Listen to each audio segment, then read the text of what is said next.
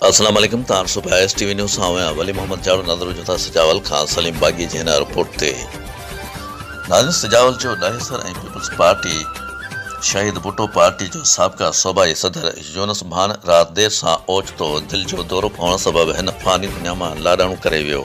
जनाज़े में सिंध जे कुंड कुर्छ मां पार्टी अॻवाननि दोस्तनि अज़ीज़नि सजावल जे शहरियुनि वॾे अंग में शिरकत कई ऐं मरहूम जे मड़ खे सजावल जे मिस्री शाह कब्रिस्तान में मिटीअ माओ हवाले कयो वियो।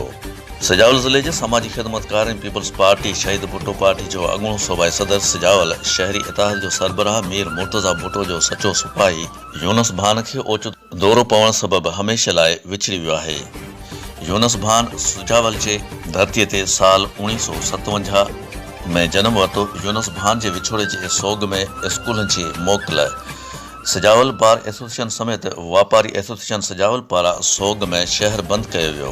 जनाज़े में तदफीन ऐं डिप्टी स्पीकर रिहाना लगारी, अॻूणो ज़िले नाज़िम ऐं शेराज़ी ग्रुप जे सरवान सैयद शफ़क़त हुसैन शाह शेराज़ी, PTI अॻवान अब्दुर्रहमान मल्हा, PP अॻवान अमीर बख्श उमराणी, सिंध यूनाइटेड पार्टी जो उमैद पंवर, डॉक्टर मज़हर मेमन, डॉक्टर होतचंद, नवाज़ खान ज़ौर समेत वॾे अंग में शहरियुनि सियासी ऐं समाजी शख़्सियतनि शिरकत कई।